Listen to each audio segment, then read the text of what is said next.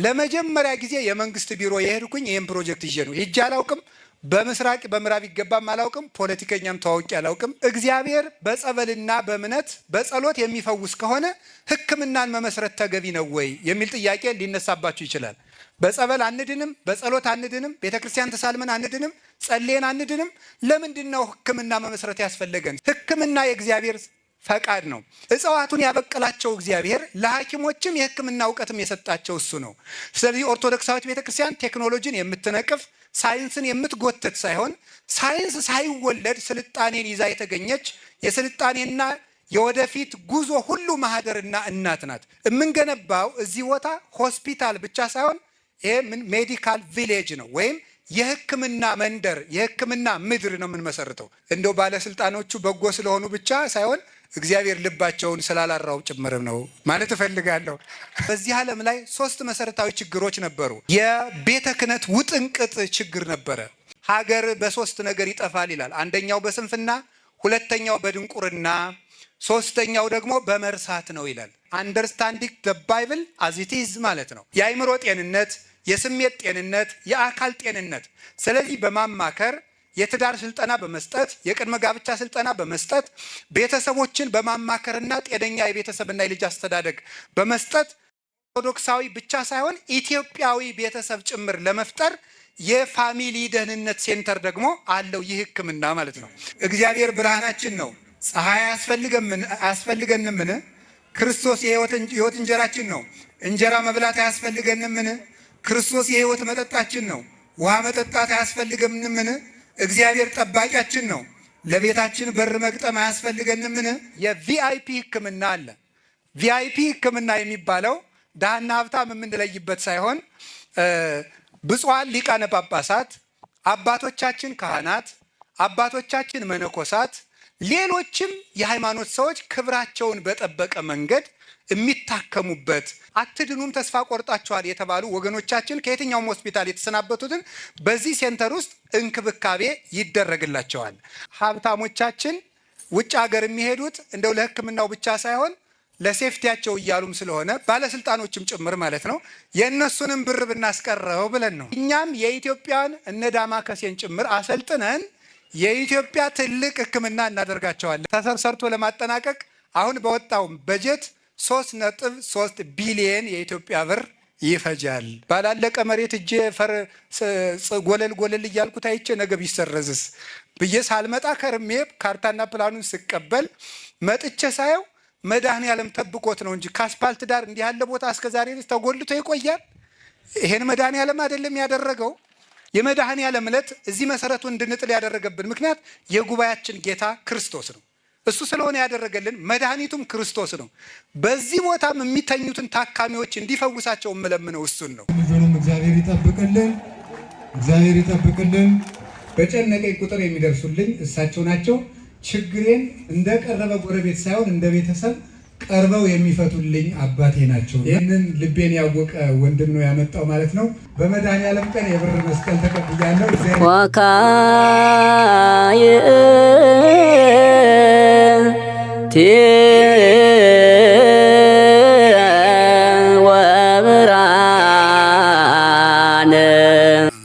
ወወልድ ወመንፈስ ቅዱስ አሐዱ አምላክ ዘላለም ሥላሴ ቅድመ ዓለም የነበረ ይህንን ዓለም በችሮታው በካህሊነቱ የፈጠረ ለፍጥረት ሁሉ የሚራራ ፈጣሪያችን ያዳነን መድኃኒታችን ኢየሱስ ክርስቶስ ከአባቱ አብ ከባሕርይ ሕይወቱ ከመንፈስ ቅዱስ ጋር አንድ ለምትሆን መንግስቱ ክብር ምስጋና ይግባው።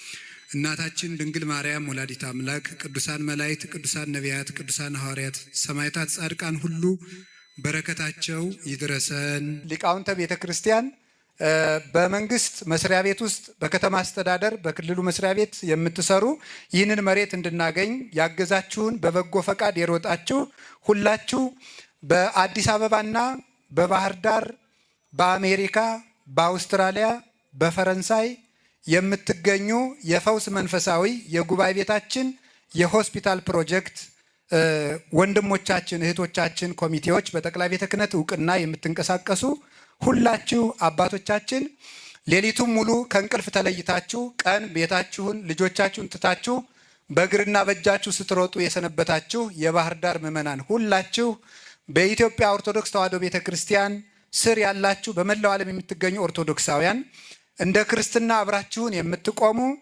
የኤርትራ ኦርቶዶክስ ተዋሕዶ ቤተ ክርስቲያን በመላው ዓለም ሆናችሁ ብር ስትለግሱ የከረማችሁ ኤርትራውያን እንደዚሁም ሁሉ በመላው ኢትዮጵያ የምትገኙ ሌሎችም እንደ ሰው ሌሎችም የሃይማኖት ተከታይ ወንድሞቻችን ጭምር ዛሬ እግዚአብሔር አምላካችን ወዶልንና ፈቅዶልን ለዚህ ቀን ስላደረሰን ሁላችሁንም እንኳን ደስ ያላችሁ። እንኳን ደስ ያላችሁ። እንኳን ደስ ያላችሁ። እግዚአብሔር ፈጣሪያችን ሁሉን ስለሚችል ሁሉ ስለሚቻለው ሁሉን ለማድረግም በጎ ፈቃዱ ሆኖ ለዚህ ቀን ስላደረሰን ስሙ የተመሰገነ ይሁን። ከዚህ ቀጥሎ ሆስፒታሉን ለምን መመስረት እንዳስፈለገን ለማቅረብ እሞክራለሁ። የእግዚአብሔር ሰላም ከኛ ጋር ይሁን።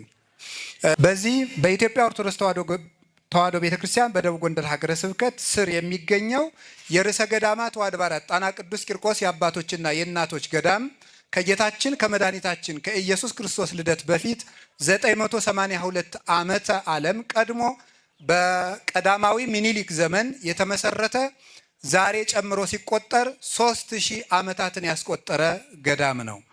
በዚህ ገዳም ውስጥ እናታችን ቅድስት ድንግል ማርያም ከነ ልጇ ያረፈችበት በተሰደደች ጊዜ የቅዱሱ ቤተሰብ ማረፊያ ከመርጡ ለማርያም ከርዕሰ ርዑሳን መርጦ ለማርያም ከተድባበ ማርያም ከአክሱም ጽዮን ጋራ አራቱ የጽዮን መንበር ተብሎ የሚቆጠር ክቡር የታቦተ ጽዮን ማረፊያ በሐዲስ ኪዳን ጌታችን ከእናቱ ጋር ያረፈበት ቀጥሎም ደግሞ ቅዱስ ያሬድ ከአክሱም ተነስቶ መጥቶ የዘመረበት ያስተማረበት የባረከበት የመጀመሪያው የኢትዮጵያ ሊቀ ጳጳስ አቡነ ሰላማ ከሳቴ ብርሃን መስዋዕተ ኦሪትን አሳልፈው መስዋዕተ ሐዲስን የተኩበትና ያጠመቁበት ከዚያም ቀጥሎ በሰማዕቱ ቅዱስ ቂርቆስ ስም የተሰየመው ታቦት ከእስክንድርያ መጥቶ በተባረከ ጊዜ መከራና ሞት መቅሰፍት የቆመበት ታሪካዊ ስውራን ቤተ መቅደሶች ያሉበትና እነ ቅድስት ወለተ ጴጥሮስ እነ ቅድስት ክርስቶስ ሰምራ ሌሎችም ቅዱሳን የተጋደሉበት በ17ኛው ክፍለ ዘመን የነበሩት የኢትዮጵያው ኮከብ ሊቅ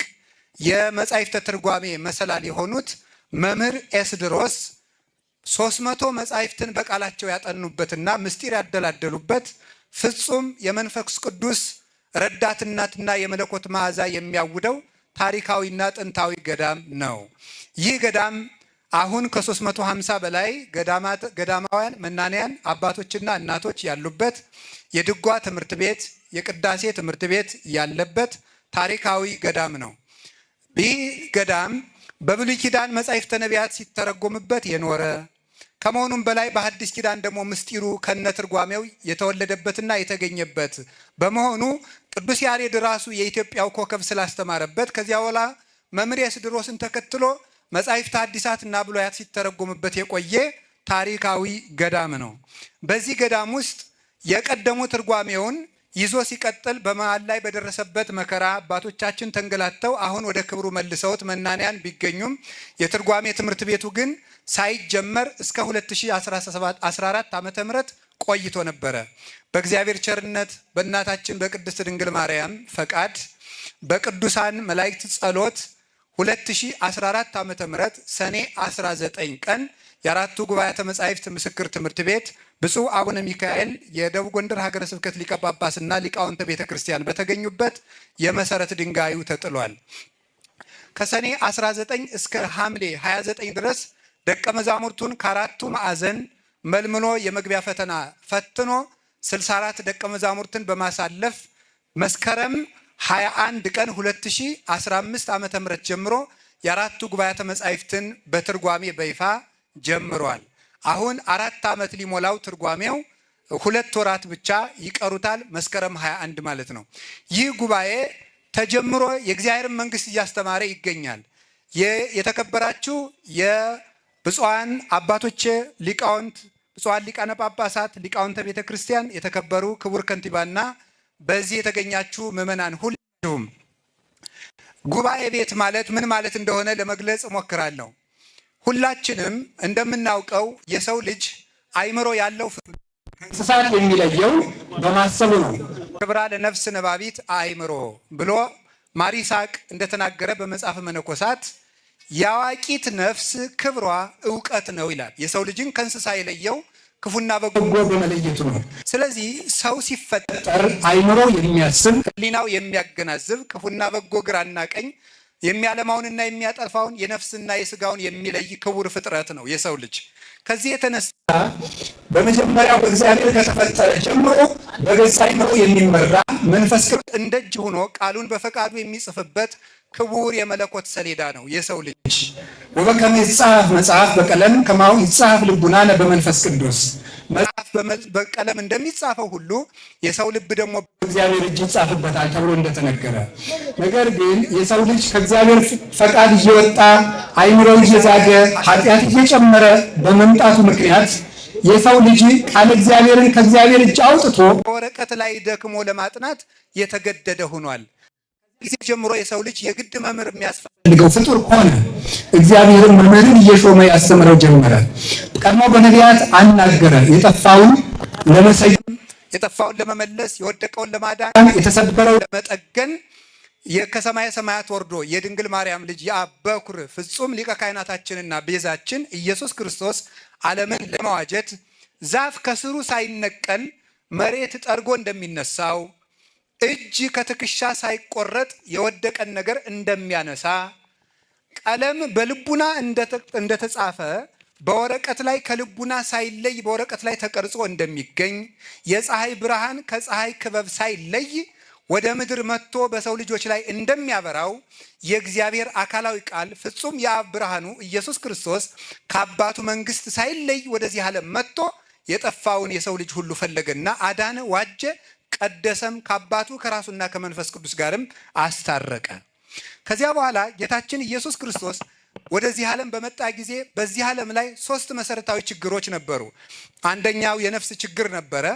ሁለተኛው ደግሞ የፖለቲካ ችግር ነበር። ሶስተኛው ደግሞ የቤተ ክህነት ውጥንቅጥ ችግር ነበረ። የነፍስ ችግር የሰው ልጅ ከ5500 ዘመን በዲያብሎስ ቀንበር ስር የሚማቀቅበት ጊዜ ነበረ። የፖለቲካ ችግር እስራኤላውያን በሮማውያን አገዛዝ ስር ሆነው መሲሁን የሚጠብቁበትና ሀገራቸው ከእንቅኝ ግዛት ነፃ የምትወጣበትን የሚጠብቁበት ጊዜ ነበረ። የቤተ ክህነቱ ውጥንቅጥ በዚያ ጊዜ የነበሩት ፈሪሳውያን አስመሳዮችና ለሕዝቡ የማይቆረቆሩ ከቅኝ ገዥ ፖለቲከኞች ጋር ገጥመው ሕዝቡን የሚመዘብሩና ሕዝቡን የማይጠብቁ አስመሳይ ካህናት የነበሩበት ጊዜ ነበረ። በዚያን ጊዜ እውነተኛው የጽድቅ ብርሃን ጌታችን ኢየሱስ ክርስቶስ ወደዚህ ዓለም ተወልዶ መጣ። ፖለቲካውን ለማረም ከፖለቲከኞች ጋር ሰይፍ አንስቶ ጦርነት አልገጠመም። እንደዚሁም ሁሉ ቤተ ክህነቱን ለማረም ከቤተ ክህነቶች ጋር ፊት ለፊት አልተሰላለፈም። የነፍስን ችግርም ለመቅረፍ ዕለቱን ተሰቅዬ ልሙት አላለም።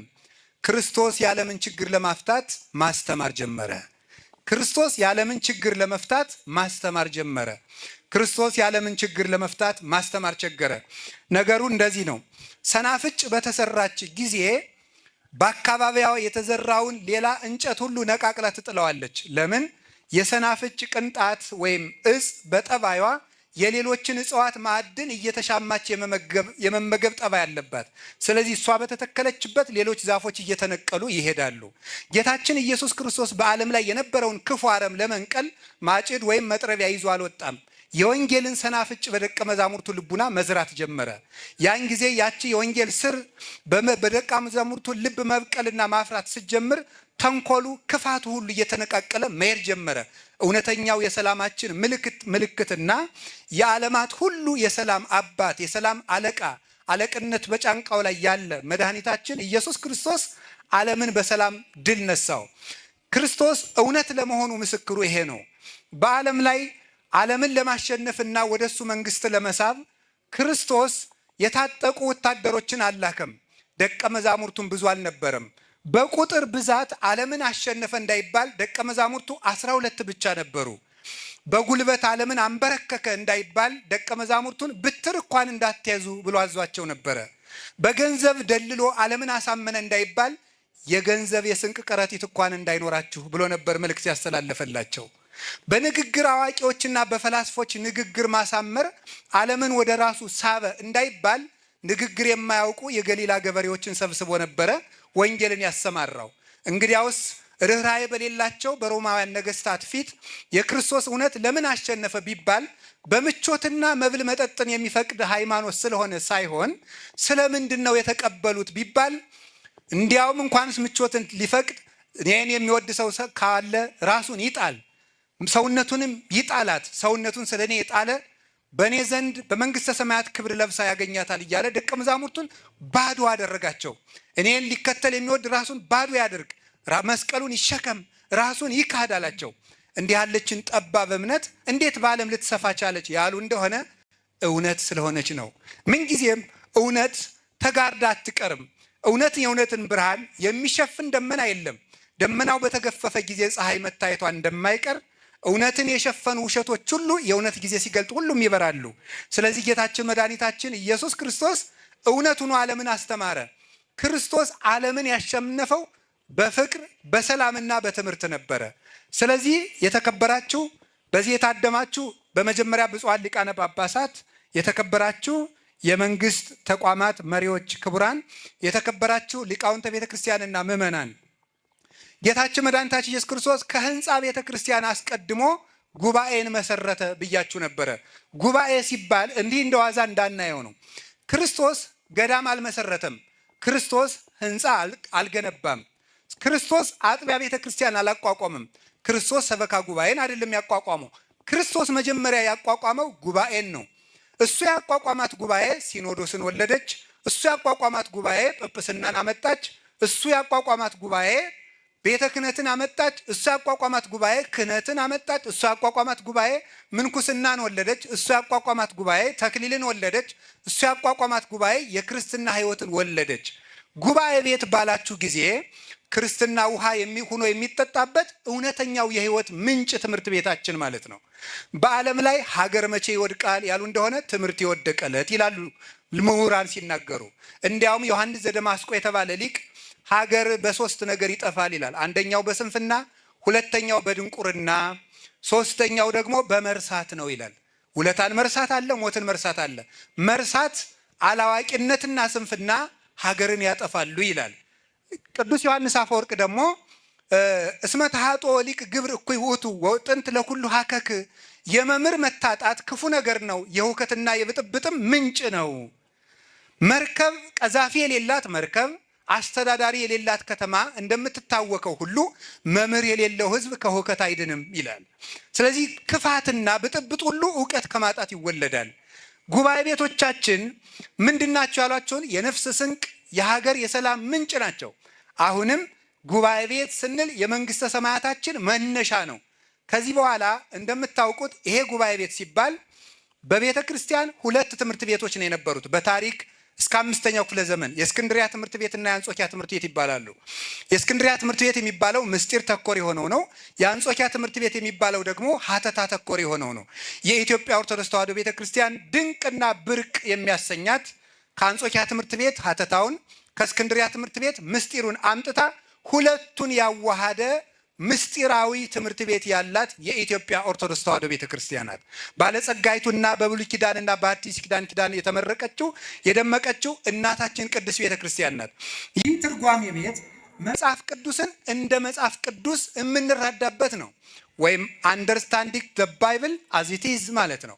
መጽሐፍ ቅዱስን እንደ መጽሐፍ ቅዱስ መረዳት፣ እንደ መጽሐፍ ቅዱስ ልብነት መረዳት፣ መጽሐፍ ቅዱስን በግል መረዳት፣ መጽሐፍ ቅዱስን በግምት መረዳት፣ መጽሐፍ ቅዱስን እንደ ፈቃዳችን አጣመን መረዳት ሳይሆን መጽሐፍ ቅዱስን እንደ መጽሐፍ ቅዱስ መረዳት የምንችልበት ትውፊታዊ ያልተበጠሰ ያልተበረዘ ሰንሰለሳዊ 3000 ዓመታትን የሚፈስ ምንጭ ማለት ነው ጉባኤ ቤቶቻችን ማለት። ብሉይ ኪዳንን ለመመረቅ 6 ዓመት መማር ያስፈልጋል። ሐዲስ ኪዳንን ለመመረቅ 5 ዓመት መማር ያስፈልጋል። መጽሐፈ መነኮሳትን ለመማር ወይም አሴቲክ ላይፍ ማለት ነው 3 ዓመት መማር ያስፈልጋል። የሊቃውንት ትርጓሜን ለመማር ፓትሪስቲክ ባይብል ስተዲ እንደማለት ነው 6 ዓመት መማር ያስፈልጋል። የአራቱ ጉባኤያት ምስክር መምህር ለመሆን 20 ዓመታትን በዚህ መማር ያስፈልጋል። ስለዚህ የአራቱ ጉባኤያት መጻሕፍት ትርጓሜ ትምህርት ቤት ባልን ጊዜ የቅድስት ቤተ ክርስቲያን የቆሎ ትምህርት ቤቷ ወይም አብነት ትምህርት ቤቷ ማለት ሳይሆን ዩኒቨርሲቲዋ ወይም ስኩል ኦፍ ኤክሰለንሲ እንደማለት ነው። ቤተ ክርስቲያን ከፍተኛ ምስክር የምትሰጥበት ሊቃውንቷ የሚያስመሰክሩበት ዩኒቨርሲቲዋ ማለት ነው እንጂ የቆሎ ትምህርት ቤት ተብሎ መጥራት አይደለም። ስለዚህ የቤተ ክርስቲያን ዩኒቨርሲታችሁ ይሄን ሆስፒታል ማን እየጣለው ነው ተብላችሁ ብትጠየቁ ከቅድስት ቤተ ክርስቲያን መንፈሳዊ ዩኒቨርሲቲዎች አንዱ እየጣለው ያለው ሆስፒታል ነው ማለት ነው።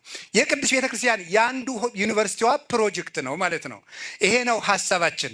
ስለዚህ እንደዚህ ከሆነ ጉባኤ ቤቶች ሲጠበቁ፣ ጉባኤ ቤቶች ሲጠነክሩ ክህነቱ ይቀደሳል፣ ጵጵስናው በደንብ የተቃና ይሆናል፣ ሲኖዶሱ የበራ ይሆናል፣ ቤተ ክህነቱ በአስተዳደር እግዚአብሔርን የሚፈራ ይሆናል፣ ገዳማት እግዚአብሔርን ይፈሩ ይላሉ፣ ባለትዳሮች የተቀደሱ ይሆናሉ። ጉባኤ ቤቶቻችን የዚህ ሁሉ ምንጮች ናቸው። ስለ ጉባኤ ቤቶች እንዲህ ካልኳችሁ ወደ ፕሮጀክታችን ልመልስና ንግግሬን ወደ ማጠቃለሉ እንዲሄድ ብፁዓን አባቶች ቡራኪያችሁ ይድረሰኝና የተከበራችሁ በዚህ የታደማችሁ ሁሉ የእግዚአብሔር ቤተሰቦች ይህንን ጉባኤ ቤታችን 4 ዓመቱ ነው ከተመሰረተ። በ4 ዓመቱ 64 ደቀ መዛሙርትን እያስተማረ ይገኛል። መጻሕፍተ ብሉያት፣ መጻሕፍተ ሐዲሳት፣ መጻሕፍተ ሊቃውንት። በዚህ 4 ዓመታችን ይህንን የሆስፒታል ፕሮጀክት ለመመስረት ያሰብንባቸውን 4-5 ዓላማዎች አስቀምጣለሁ። የመጀመሪያው ፍጥረትን እንደ እግዚአብሔር ለማገልገል ነው። እግዚአብሔር አምላካችን ለድጎችም ለክፉዎችም ላመኑትም በሱ ላላመኑትም ለኃጢአተኞችም ለጻድቃንም ዘር ቀለምና ሃይማኖት ሳይለይ ፀሐይን ያወጣል፣ ዝናምን ያዘንማል። ለወዳጆቹ ብቻ የሚያወጣው ፀሐይ የለም፣ ለሚያምኑበት ብቻ የሚያዘንበው ዝናም የለም፣ ለክርስቲያኖች የሚመጣ ዝናም የለም፣ ለክርስቲያኖች ብቻ የሚፈራረቅ በጋም የለም። እግዚአብሔር አምላካችን ፍጥረቱን ሁሉ ቢያምኑበትም ባያምኑበትም ማልትና ሌሊት ክረምትና በጋ እያፈራረቀ ነፋሳትን እያነፈሰ ቀላያትን እያፈሰሰ ብርሃናትን እያመላለሰ ፍጥረቱን ሁሉ በቸርነቱ ይመግባል። እኛም ደግሞ ያላመኑትም ያመኑትም የኢትዮጵያ ሕዝቦች በሙሉ በስጋቸው የሚያርፉበትን ሕክምና ለመስጠት እግዚአብሔራዊ ግዴታችንን ለመወጣት ነው። እንደምታውቁት ኦርቶዶክሳዊ ሰው ከፍጥረት ጋር ሁሉ የሚስማማ ነው። በመሆኑም ይሄ ፕሮጀክታችን ለፍጥረት ሁሉ የታቀደ ነው።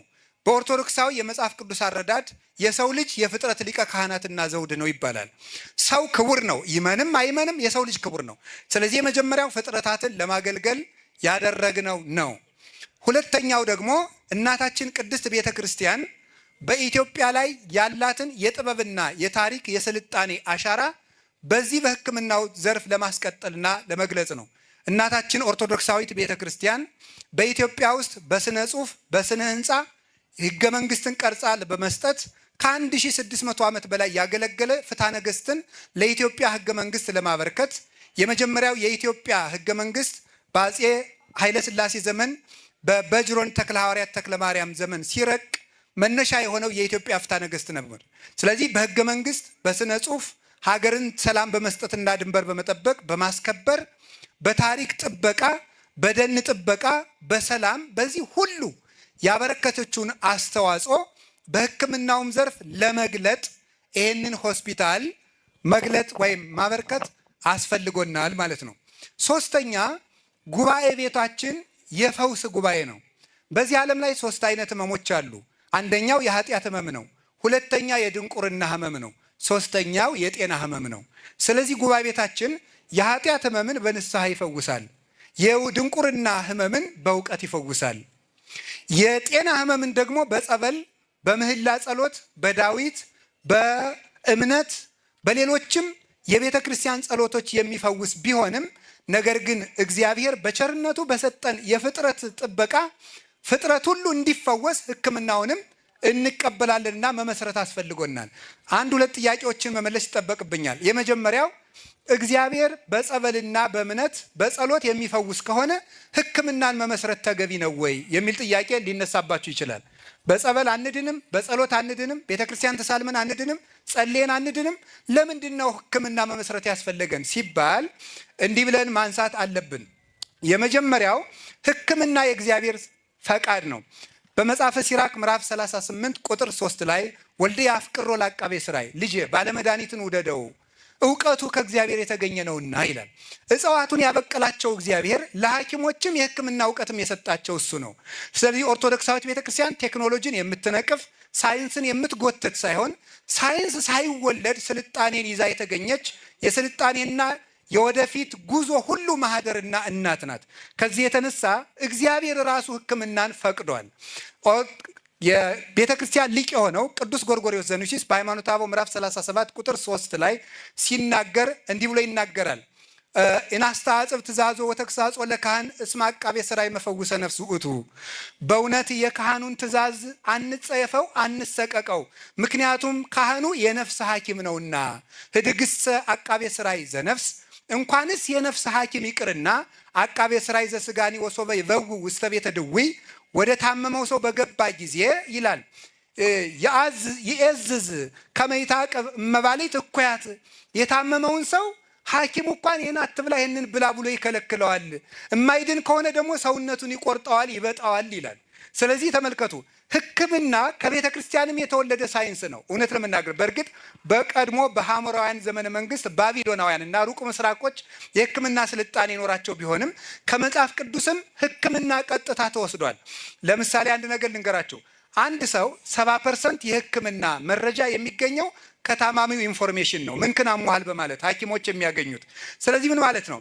አንድ ሰው በሽተኛውን ለሐኪሙ እንደሚናገር ኃጢአታችን ለንስሐ አባታችን እንናገራለን። ሰምቶ ብቻ እንደማይድነው ሁሉ ደግሞ አንድ ሰው ሕክምናውን በሽታውን ለሐኪሙ ሲናገር ፈውስ እንደሚያገኘው ሁሉ ለንስሐ አባታችን እናገራለን። አንድ ሰው በሽታውን ለሐኪሙ ተናግሮ ብቻ አይድንም፣ ትእዛዙን በማዳመጡ ነው እንጂ። አንድ ሰው ተናዞ ብቻ አይድንም፣ የካህኑን ትእዛዝ በማክበሩ ነው እንጂ። አንድ ሰው ተናዞ ብቻ አይድንም፣ የካህኑን ትእዛዝ በማክበሩ ነው እንጂ። አንድ ሰው ለካህን በመንገሩ ብቻ አይጸድቅም፣ ስጋው ደግሞ በመቀበሉም ነው እንጂ። ሕክምና የተወሰደው ከዚህ ነው። ስለዚህ ሐኪም መምረጥ፣ መናገር፣ ኦርደሩን መስማት፣ ክኒኑን ዲስፕሊን ዱኖ መውሰድ፣ ይህ የሕክምና ፕሮሲጀር ነው። የተወሰደው ግን ከክህነት ነው። ጥናት አድርጎ ማጥናት ይቻላል ይህንን። ስለዚህ እግዚአብሔር ክህነት ፈቃዱ ነው። ሁለተኛ ደግሞ ሲነርጂ ይባላል። በኦርቶዶክሳዊ ነገረ ድነትም ሲነርጂ ነው የሚባለው። ከእግዚአብሔር ፈቃድ ጋር መስማማት ነው። እግዚአብሔር ከእኛ ጋር ይሰራል። በፈጠራቸው ሐኪሞቹ አድርጎ የሚሰራው እሱ ራሱ ስለሆነ ነው። እግዚአብሔር ራሱ ምን አድርጓል? ለምሳሌ ልንገራችሁ። አንዳንድ ሰዎች እንዴት ቤተ ክርስቲያን በጸበል መፈወስ ሲገባት፣ ይህን ጥያቄ አስረግጬ መመለስ ስላለብኝ ነው። ለምእመናን መፈወስ ሲገባ ለምንድን ነው ሕክምና የምታቋቁመው? ይህ ከቤተ ክርስቲያን ያርቃል የሚሉ ስላሉ ነው። ለምሳሌ ምእመናን ልንገራችሁ። እግዚአብሔር ብርሃናችን ነው። ፀሐይ አያስፈልገንምን? ክርስቶስ የሕይወት እንጀራችን ነው። እንጀራ መብላት አያስፈልገንምን? ክርስቶስ የሕይወት መጠጣችን ነው። ውሃ መጠጣት አያስፈልገንምን? እግዚአብሔር ጠባቂያችን ነው። ለቤታችን በር መግጠም አያስፈልገንምን? በፍጹም አይደለም። እግዚአብሔርም ብርሃናችን ነው። በፍጥረት አድሮ ይመግበናል። ይሄ ፀሐይ የእግዚአብሔር ነው። በፀሐይ በኩል የሚያበራው እግዚአብሔር ነው። በውሃው በኩል የሚያረካን እግዚአብሔር ነው። በምግብ የሚያጠነክረን እግዚአብሔር ነው። በነፋስ እንድንተነፍስና እንድንኖር የሚያደርገን እግዚአብሔር ነው። በሕክምናም የሚፈውስ እግዚአብሔር ነው። ሕክምና ራሱ እግዚአብሔር ነው። ጌታችን ኢየሱስ ክርስቶስ በዮሐንስ ወንጌል ምዕራፍ 9 ላይ እንደተቀመጠው ዕውሩን ራሱ መፈወስ ሲችል ጭቃ ቀብቶ የፈወሰው ለምንድን ነው? ተፈጥሮን ተጠቅሞ መፈወስም የእግዚአብሔር መንገድ ስለሆነ ነው። በዚህ ምክንያት ሕክምናውን መስርተናል። ሌላኛው ተስፋ ለቆረጡት ወገኖች ተስፋ ለመስጠትና የመጨረሻው ሰው ለመፍጠር ነው። አንድ ፈላስፋ እንዲህ ብሎ ነበር። ዲዮጋኖስ የተባለ ፈላስፋ ነው። መብራት አብርቶ በገበያ መሀል እየዞረ ሻማ አብርቶ ምን ጠፍቶ ነው ቢሉት ሰው ጠፍቶኝ ብሏል። ምን ነው ይሄው የሚንጫጫው ሰው አይደለም ምን ቢሉ የሚያስብ ሰው ነው የጠፋኝ ብሏል። ስለዚህ ምንድን ነው እኛም በዚህ ሕክምና የፈለግነው ሰው ለመፍጠር ነው። በሱስ የጠፉ ወጣቶችን ወንድሞቻችንን ከሱስ ሪከቨሪ አድርገው አገግመው የሚፈወሱበት፣ ወጣቶቹ ያልገቡት ከሱስ የሚጠበቁበት፣ ለሀገራችንና ለቤተ ክርስቲያናችን በሱስ እየጠፋውን በልምድ የታሰረውን በኃጢአት የጎሰቆለውን ወጣት ጠግኖ ለቤተ ክርስቲያንም ለሀገርም ሰው ለመፍጠር ነው። ሰው መፍጠር የእግዚአብሔር ዓላማው ስለሆነ በዚህ ምክንያት ሆስፒታሉን መስርተናል። ወንጌልም እንዲፋጠን ገንዘብ ካገኘንበት ደግሞ ወንጌል እንዲፋጠን በተለይም ደግሞ የኢትዮጵያ ኦርቶዶክስ ተዋሕዶ ቤተ ክርስቲያን ሶስቱ ሰንሰለቶቿ የሚባሉት ክህነት፣ ምንኩስናና ትዳር እነዚህ ሶስቱ እየፈረሱና እየደፈረሱ ስለሆነ ገንዘብ ካገኘን መንፈሳዊ ፕሮጀክት ቀርጸን ከሀገረ ስብከታችን ጨምሮ መላው የኢትዮጵያ ኦርቶዶክስ ተዋሕዶ ቤተክርስቲያን ጉባኤ ቤቶች ወይም ብፁዓን አባቶች በተቀበሉንና በር በከፈቱልን መንገድ እየሄድን ከሌሎች ጉባኤ ቤቶች ጋር በመሆን ሶስቱ የቤተ ክርስቲያን እየተሰበሩ ያሉት ልጅ አስተዳደግና ኦርቶዶክሳዊ ትዳር፣ ክህነት፣ ምንኩስና እንዲጠገኑ ከዚህ ሆስፒታል በሚገኘው ገንዘብ እንሰራበታለን። ዓለምን ደግሞ በሕክምና እናገለግልበታለን። ይህ ዓላማችን ነው። ፕሮጀክታችን የሚያካትታቸው ይዘቶች የመጀመሪያው መልቲ ትራውማ ሴንተር አለው። መልቲ ትራውማ ሴንተር ማለት ምን ማለት ነው? ብዙ ጉዳቶች የደረሱበትን ሰው አንዴ የሚታከምበት ሴንተር ማለት ነው። የምንገነባው እዚህ ቦታ ሆስፒታል ብቻ ሳይሆን ይሄ ሜዲካል ቪሌጅ ነው ወይም የሕክምና መንደር የሕክምና ምድር ነው የምንመሰርተው። ይሄ ቦታ አንድ ሆስፒታል የምናቆምበት ሳይሆን የሕክምና ክፍለ ከተማ በሉት ዝም ብላችሁ እዚህ ላይ የምናቋቁመው ሕክምና ያለበት የሕክምና መንደር ነው እንጂ ነጠላ ሆስፒታል አይደለችም። ስለዚህ እዚህ ላይ የምንመሰርተው እግዚአብሔር ይስጥልኝ የመጀመሪያው መልቲ ትራውማ ሴንተር ለምሳሌ ይሄን ለመንገድ ከፎቅ ወድቆ የተከሰከሰ ሰው ቢኖር እጁም ደቆ እግሩም ደቆ ሁሉም ደቆ አንዴ ሁሉም ሰርጀሪዎች የሰርጅን ባለሙያዎች መጥተው ሁሉንም ሰርጀሪ የሚሰሩበት ፈጣን የኢመርጀንሲ ቀዶ ጥገና የሚደረግበት ሴንተር ነው። ሁለተኛ ደግሞ የፋሚሊ ዌልነስ ሴንተር አለን። ፋሚሊ ዌልነስ ሴንተር ማለት የቤተሰብ እንክብካቤና ደህንነት ማዕከል ማለት ነው። ይህ ማለት ምን ማለት ነው? ይሄ ፊዚካል ሄልዝ፣ ኢሞሽናል ሄልዝ፣ ስፒሪቹዋል ሄልዝ የሚባሉ ሶስት ጤንነቶች አሉ። የአእምሮ ጤንነት፣ የስሜት ጤንነት፣ የአካል ጤንነት። ስለዚህ በማማከር የትዳር ስልጠና በመስጠት የቅድመ ጋብቻ ስልጠና በመስጠት ቤተሰቦችን በማማከርና ጤነኛ የቤተሰብና የልጅ አስተዳደግ በመስጠት ኦርቶዶክሳዊ ብቻ ሳይሆን ኢትዮጵያዊ ቤተሰብ ጭምር ለመፍጠር የፋሚሊ ደህንነት ሴንተር ደግሞ አለው። ይህ ሕክምና ማለት ነው። ሶስተኛ በዚህ ቦታ ያለው የፓሊቲቭ ኬር ሴንተር አለን። ይህ ማለት አትድኑም ተስፋ ቆርጣችኋል የተባሉ ወገኖቻችን ከየትኛውም ሆስፒታል የተሰናበቱትን በዚህ ሴንተር ውስጥ እንክብካቤ ይደረግላቸዋል። አራተኛ ደግሞ የዲያግኖስቲክ ሴንተር አለ። ይሄ ደግሞ ከልዩ ልዩ ቦታዎች የምርመራ እንዲያደርጉ ታዘው ለሚመጡ ሰዎች ምርመራ የሚደረግበት ሴንተር ነው ማለት ነው። ከዚያ ቀጥሎ የህፃናትና የእናቶች ማዘር ኤንድ ቻይልድ ሴንተር የሚባለው ነው። ይሄ ደግሞ የቅድመ ጽንስና ቅድመ ጋብቻ ማማከር፣ ቀጥሎ ደግሞ ጊዜ ጽንስ ማማከር፣ ከወለዱ በኋላ ክትትልና የህፃናት እንክብካቤና አስተዳደግ ሁሉ የሚሰጥበት የእናቶችና የህፃናት ማዕከልም በዚህ ቦታ እንገነባለን ማለት ነው። ሌላኛው ጠቅላላ ሆስፒታል አለን። ጠቅላላ ሆስፒታላችን የልብ፣ የኩላሊት፣ የካንሰር እና የሌሎች ህክምናዎች ማዕከልም አንዱ ማዕከላችን ነው። ከዚህ ቀጥሎ ደግሞ የቪአይፒ ህክምና አለ።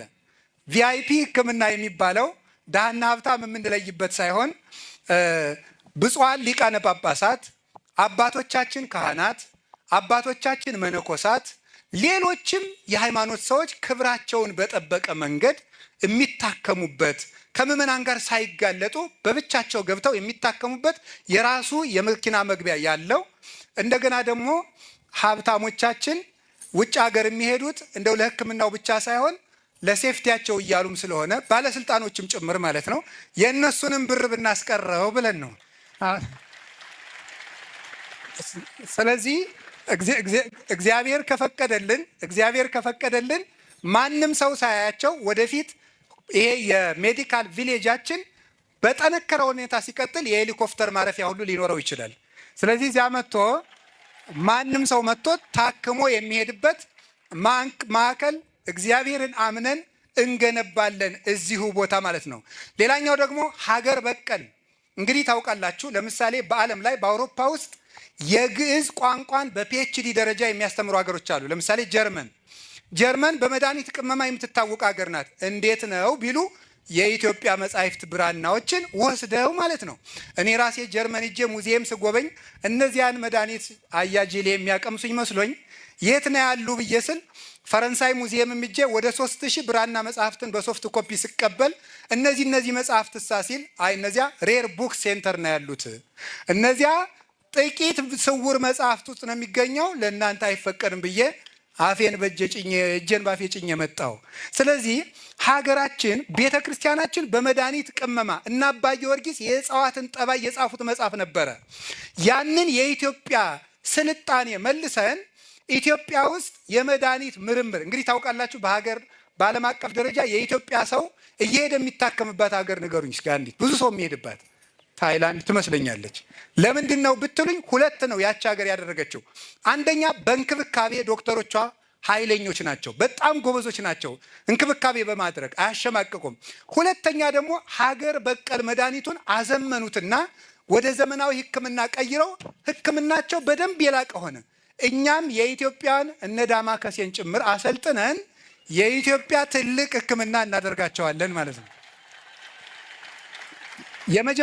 የመጨረሻው ለሀገር የሚያዝኑ የኢትዮጵያን ሕዝብ የሚያገለግሉ ቀለም፣ ዘር፣ ጎጥ፣ ሃይማኖት ሳይለዩ ሰውን ሁሉ አዝነው የሚያገለግሉ የሕክምና ባለሙያዎችን የምንመርቅበት የሜዲካል ኮሌጅ ሴንተር ደግሞ አለን። የሕክምና ትምህርት ቤት አለን ማለት ነው።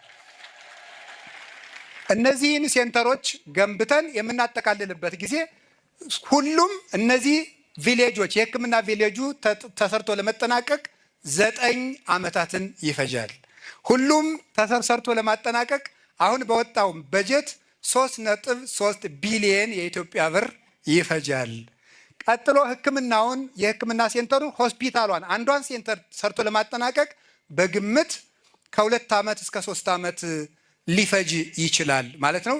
ሰርቶ እንደተጠናቀቀ ስራችን እንጀምራለን ማለት ነው። ከዚህ በመቀጠል እሰይም ውስተ ጽዮን የመጨረሻ ንግግሬ ነው ይሄ። እሰይም ውስተ ጽዮን እብነ ማይዘንት ውስተ መሰረታ ህሪት ወክብርት እንተ ብዙኅ ሴጣ። የተከበረውን የተፈተነውን እውነተኛውን የመሰረት ድንጋይ በጽዮን አኖራለሁ። ትንቢተ ኢሳይያስ ምዕራፍ 28 ቁጥር 16 ላይ ወየሐፍር እንተ አምነ ባቲ፣ በዚያች ድንጋይ ያመነ አያፍርም። እግዚአብሔር ነው እንዲህ ያለ፣ በጽዮን የተፈተነ የመሰረት ድንጋይ አኖራለሁ፣ በዚያች ድንጋይ የሚያምን አያፍርም። ባጭሩ ጽዮን ድንግል ማርያም ናት። ጽዮን ድንግል ማርያም ናት። በጽዮን ውስጥ የተቀመጠው የመሰረት ድንጋይ ኢየሱስ ክርስቶስ ነው። የድህነታችን መሰረት፣ የእውቀታችን መሰረት፣ የማንነታችንና የፍጻሜያችን መሰረት እሷ ማህፀን ውስጥ ነው ክርስቶስ የተቀመጠልን። በዚያ ድንጋይ የሚያምን አያፍርም የተባለው በክርስቶስ ያመነ ሰው ሁሉ ዛሬም እስከ ዘላለሙ ድረስ አያፍርም። እኛ እውነት ለመናገር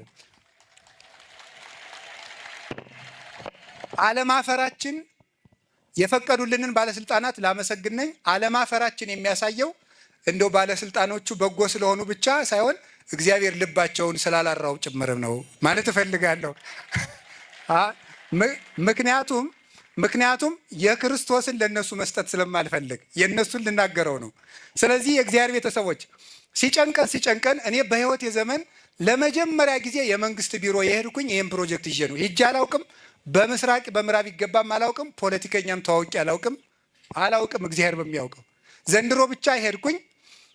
ሲጨንቀኝ አንዳንድ ጊዜ ነው ከመስሪያ ቤቱ የሄድኩኝ። ሲጨንቀኝ የምለው የጉባኤ አምላክ እርዳኝ ነበር የምለው። የጉባኤ አምላክ እርዳኝ። እኔና 64ቱ ደቀ መዛሙርት በገዳሙ የሚኖሩ መናንያን አንዲት ሰላም ለኪ ስንጸልይ ከአንድ ቢሮ ተፈርሞ ይወጣል። አንዲት ሰላም ለኪ ስንጸልይ አንድ ቢሮ ተፈርሞ ይወጣል። እንዲያው ይገርማቸዋል። አይ ቂርቆስማ መምህርነቴን ጠልጦት ነው፣ የቂርቆስ ዕለት ለምን አንድ ነገር አይደረግም ስል የመጋቢት ቂርቆስ ዕለት ክቡር ርዕሰ መስተዳድሩና ቦርዱ እንደፈረሙ ሰማሁ ማለት ነው። ስለዚህ እውነትም በዚያ ድንጋይ ያመነ አያፍርም። ያ ድንጋይ ማን ነው? ኢየሱስ ክርስቶስ ነው። ዛሬ የመድኃኔዓለም ዕለት በጣም ይገርማቸዋል። የመድኃኔዓለም ዕለት እዚህ መሰረቱን እንድንጥል ያደረገብን ምክንያት የጉባኤያችን ጌታ ክርስቶስ ነው። እሱ ስለሆነ ያደረገልን መድኃኒቱም ክርስቶስ ነው። በዚህ ቦታም የሚተኙትን ታካሚዎች እንዲፈውሳቸው የምለምነው እሱን ነው። እሱ ራሱ ሐኪሞችን እጃቸውን እየተጠቀመ እንዲፈውስልኝ እሱን እለምነዋለሁ። በብፁዓን አባቶች ይለምኑታል እነሱ። እግዚአብሔር በዚህ ቦታ ተገኝቶ እንዲፈውስ ፈቃዱ ይሁንልን። ስለዚህ ጌታችን ኢየሱስ ክርስቶስ መስርቶት እናታችን ድንግል ማርያምና ቅዱሳን ይሄን መሰረት ድንጋይ ስታዩ ድንጋይ ሳይሆን ክርስቶስ ትዝ እንዲላችሁ ፈልጋለሁ። እስቲ በዚች ድንጋይ ያመነ አያፍርም በሉልኝ። ድገሙ ድገሙ ድገሙ ድገሙ። ያቺ ድንጋይ ማናት? ኢየሱስ ክርስቶስን እናምንበታለን፣ አናፍርም። ሆስፒታሉን እንደው እኛን ሊያድነንና ሊያጸድቀን ከስራ ሊያሳትፈን ፈልጎ ነው እንጂ የፈጠረውን ድንጋይ ናተገጣጠምና ግንብቢው ሊለው አይሆንም ይሆናል። እኛን ለማዳን ነው። ስለዚህ እግዚአብሔር ይፈጽምልን፣ እግዚአብሔር ይፈጽምልን። ጌታችን ኢየሱስ ክርስቶስ ሆይ እናመሰግንሃለን። አንተ ጠርተህናል፣ አንተ አስጠግተህናል። አይገርማችሁም? የጉባኤ አምላክ እርዳን ብንለው ከመድኃኔዓለም ስር መሬቱን ሰጠን፣ እዚሁ ስር አስጠጋን። እኔ እውነቴን እኔ በቀደም መጥቼ ሳየው ሲጀመር ተፈርሟል እኮ የክልሉ ቦርድ ከፈረመ ሂደ ማየት ትችላለህ ሲሉኝ የቤተ ክርስቲያን አባት 2 ጊዜ አይናገርም። ባላለቀ መሬት እጄ ጎለል ጎለል እያልኩት አይቼ ነገ ቢሰረዝስ ብዬ ሳልመጣ ከርሜ ካርታና ፕላኑን ስቀበል መጥቼ ሳየው መድኃኔዓለም ጠብቆት ነው እንጂ ከአስፓልት ዳር እንዲህ ያለ ቦታ እስከዛሬ ድረስ ተጎልቶ ይቆያል።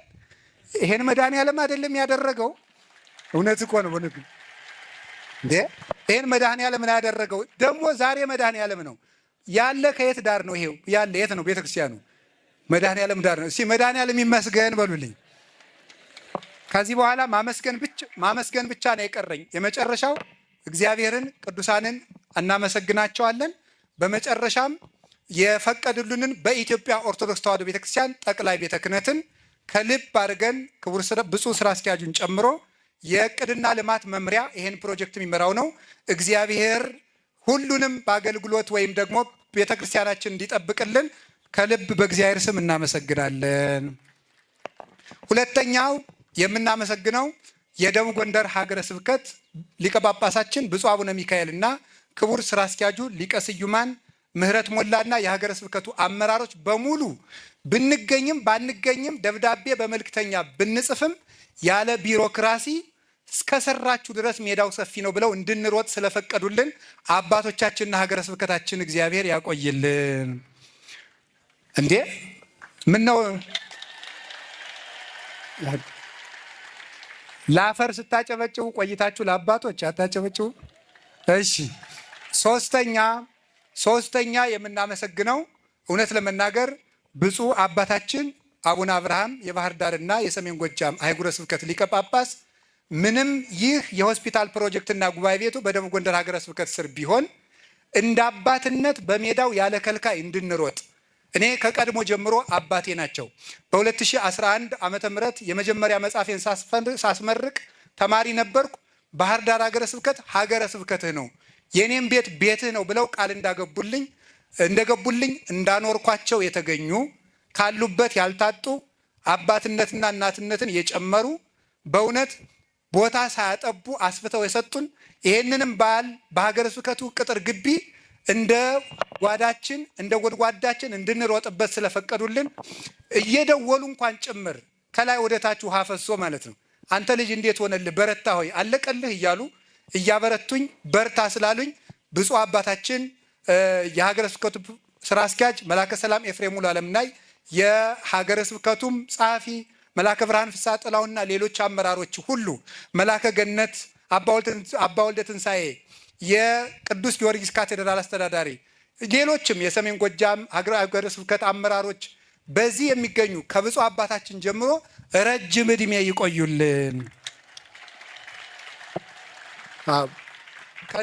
ከዚህ ቀጥሎ የማመሰግነው ደግሞ እግዚአብሔር በሚያውቀው ለመጀመሪያ እንዳልኳችሁ ይሄንን ይዤ የሄድኩት ይሄንን ወረቀት ይዤ የሄድኩት ለመጀመሪያ ጊዜ ቢሮ መሄዴ ነው። ክቡር ተቀዳሚ ከንቲባችን አቶ ጎሹ እንዳላማው እንደ ኢትዮጵያዊ አስተዳደር የሚገባንን እኔም ስጠይቃቸው እሳቸው በሃይማኖታቸው ክርስቲያን ናቸው። እንደ ክርስቲያንነተው ላስጠይቀዎትም ለእኔ ብቻ ሊያደርጉልኝም የምፈልገው ነገር የለም። ሕግ የሚያሰጠን ነገር ካለ ብቻ ይስጡን ነበር ያልኳቸው። በሕግ የሆነውን ነገር በበጎ ፈቃዳቸው ሆነው ከከተማ አስተዳደር ሰራተኞቻቸው ጋር ሌሎችም የመሬት አስተዳደር፣ የመሰረተ ልማት መምሪያዎች፣ ሌሎችም የክልል ቢሮ መምሪያዎችና የከተማ አስተዳደሩ መምሪያዎች እንዲሁም ክቡር ርዕሰ መስተዳደሩ አቶ አረጋ ከበደም እሳቸውንም ጨምሮና የክልሉ ቦርድ እውነት ለመናገር ሌላም ሰው በስም መጥቀስ ምፈልገዋሉ ወይዘሮ ብርሃን የምትባል የእስልምና እምነት ተከታይ በመልክ ባላውቃትም የዚሁ የከተማ ቢሮ ውስጥ የምትሰራ እሷም እንደ ባለቤት እንደ ኢትዮጵያዊነት የእስልምና እምነት ተከታይ ብትሆን እንደ ኢትዮጵያዊነት ስለሮጠች በዚህ ሆስፒታል እስላሙም ክርስቲያኑም ሌላ እምነት የፕሮቴስታንትም ተከታይ ሁሉ ክንዱን ስላስተባበረ ሁላችሁም የኢትዮጵያ አምላክ ይጠብቅልኝ፣ እግዚአብሔር ይስጥልኝ። ከተማ አስተዳደሩንም ይባርክልን። ሁሉንም ቢሮዎችና መምሪያዎች ሁሉ እግዚአብሔር ያቆይልን። በመጨረሻም የማመሰግነው በዚህ በባህር ዳር ከተማ ውስጥ ጉባኤ ቤቱ ካቋቋማችሁ ጀምሮ ደፋ ቀና የምትሉት የጉባኤ ቤታችን የፈውስ መንፈሳዊ ቤተሰቦች በባህር ዳር፣ በአሜሪካ፣ በአውስትራሊያና በፈረንሳይ፣ በአዲስ አበባ ያላችሁ የርዕሰ ገዳማት ወአድባራት ጣና ቅዱስ ቂርቆስ የአባቶችና የእናቶች አንድነት ገዳም የልማት አብይ ኮሚቴዎች፣ የቅዱስ ጊዮርጊስ ሰንበት ትምህርት ቤትና የባህር ዳር ሌሎች ሰንበት ትምህርት ቤቶች፣ የባህር ዳር አድባራትና ገዳማት ካህናት፣ የጽዋ ማህበራት ወጣቶች እንዲሁም ደግሞ በልዩ ልዩ ስራ የተባበራችሁን የኢትዮጵያ ኦርቶዶክስ ተዋሕዶ ቤተክርስቲያን ቴሌቪዥን፣ በኢትዮጵያ ኦርቶዶክስ ተዋሕዶ ቤተክርስቲያን የሰንበት ትምህርት ቤት ማደራጃ መምሪያ ማህበረ ቅዱሳን እና ቴሌቪዥን፣ የባህር ዳር ማዕከል ማህበረ ቅዱሳን፣ የደብረ ታቦር ማዕከል ማህበረ ቅዱሳን ሁላችሁም ሰሞኑን ደፋ ቀና እያላችሁ በደስታ ስትሮጡ የነበራችሁ የባህር ዳር ከተማ ምዕመናንና የኢትዮጵያ ክርስቲያኖች ሳታዩን ምንም ሳናሳያችሁ መሬት ሳናሳያችሁ ብር በእምነት የሰጣችሁን በመላው የዓለም የምትገኙ ኦርቶዶክሳውያን ሁላችሁን የጉባኤ አምላክ ይስጥልን፣ የጉባኤ አምላክ ይስጥልን፣ የጉባኤ አምላክ ይስጥልን፣ የጉባኤ አምላክ ይስጥልን። ከዚህ ጨርሻለሁ። እግዚአብሔር ቢረዳን ሳይት ፕላኑን አጸድቀን ክረምቱ ፈሶ እንዳለቀ እግዚአብሔር ከረዳን መስከረም ላይ ቁፋሮ እንጀምራለን። እግዚአብሔር ያደርሰን። ስለዚህ ትጉ ኢንጂነሮችና ምዕመናን አሉን ከጎናችን። መስከረም ላይ ቁፋሮ እንጀራለን። የሰጠንን መስሪያ ቤትም ቤተክርስቲያናችንም ህዝቡንም አናሳፍራችሁም። እግዚአብሔር ከኛ ጋር ይሆናል። ይችን አንብቡና ልጨርስ። ከላይ ያሉትን አንብቡልኝ። ከዚህ ላይ ያሉትን አንዴ ከኔ እየተቀበላችሁ በሉ። ሐዋርያዊ ቤተ ጉባኤያችንን በመጠበቅ ከቅድስት ቤተ ክርስቲያን ጋር ዘመንን እንሻገር። ሐዋርያዊ ቤተ ጉባኤያችንን በመጠበቅ ከቅድስት ቤተ ክርስቲያን ጋር ዘመንን እንሻገር። ሐዋርያዊ ቤተ ጉባኤያችንን በመጠበቅ ከቅድስት ቤተ ክርስቲያን ጋር ዘመንን እንሻገር። እውነተኛው የመርከቢቱ አለቃ ኢየሱስ ክርስቶስ ይህን ዘመን ያሻግረን። ወስብሐት ለእግዚአብሔር። ልጁንም እግዚአብሔር ይጠብቅልን፣ እግዚአብሔር ይጠብቅልን። ይከፈት በሉ። ይህንን ስጦታም የሰጠ አንብቡት፣ አንብቡት። ይህንን ስጦታም የሰጡ አሉ። እግዚአብሔር ይስጥልን። ስጦታው ማን ነው? አቡነ ተክለ ሃይማኖት። ስለ አቡነ ተክለ ሃይማኖት ቢናገሩ እንዴት እንደው 2 ደቂቃ ቢፈቀድላቸው ደስ ባለኝ። ነገር ግን እሳቸውም አባቶቻችን ቁመዋል ብለው ከመጀመሪያው ጀምሮ የእርሳቸው ሕይወትና መንገድ በአቡነ ተክለ ሃይማኖት መሪነት ከዚህ የደረሰ ነውና እንዲያስፈጽሟቸው ልጁም የእሳቸውን እንትን የሚያውቅ ነው። ይህንን የሰጠ አቡነ ተክለ ሃይማኖት አሁን ወደፊት ይጠብቁልን እላለሁ። እሺ፣ ጻድቁ አባታችን አቡነ ተክለ ሃይማኖት ይስጡልን። እዚህ ላይ እንደምታዩቸው በቀኝና በግራ ማንና ማን ያሉት አቡነ ተክለ ሃይማኖትና ቅዱስ ቂርቆስ ናቸውና አቡነ ተክለ ሃይማኖት የኔ የግል ሕይወቴ መሪ ናቸው። በዚህ ምክንያት ቂርቆስ ደግሞ የማገለግለው ገዳም ነው እና ሁለቱ ስዕሎች የተቀመጡበት ምክንያት በሄድኩበት ሁሉ የአቡነ ተክለ ሃይማኖት እጅ አብሮ አለ። በጨነቀኝ ቁጥር የሚደርሱልኝ እሳቸው ናቸው። ችግሬን እንደ ቀረበ ጎረቤት ሳይሆን እንደ ቤተሰብ ቀርበው የሚፈቱልኝ አባቴ ናቸውና ለዚያ ነው በሄድኩበት አዲስ አበባም አሐቲ ድንግል መጽሐፍን ሳስመርቅ አብሮ ስዕላቸው የተሰቀለው የአቡነ ተክለ ሃይማኖት ነበርና ይህንን ልቤን ያወቀ ወንድም ነው ያመጣው ማለት ነው። ቡሩክ ተክለ ሃይማኖት ይስጦልኝ። ቅዱስ ቂርቆስ እስኪ ይክፈልልኝ። በዚያው ወለተ ሕይወት የምትባል እህታችን ይህንን የብር መስቀል በዛሬው ዕለት ሰጥታኛለች። መርቁልኝ። በመድኃኔዓለም ቀን የብር መስቀል ተቀብያለሁ። እግዚአብሔር ይስጥልን። ቤታል ተሰርቶ ተፈጽሞ በውስጡ ዋካየ